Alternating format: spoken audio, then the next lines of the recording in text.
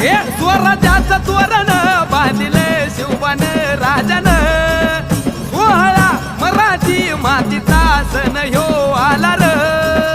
शिवबाराज छत्रपती झालं ग माय ग ग ग ग माझं शिव छत्रपती झालं ग माय ग ग ग ग माझं शिव छत्रपती झालं ग माय ग ग ग ग हे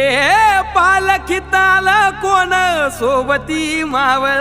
सरदार अन 32 मन सिंहासन त्यावरी बैसल कोण ग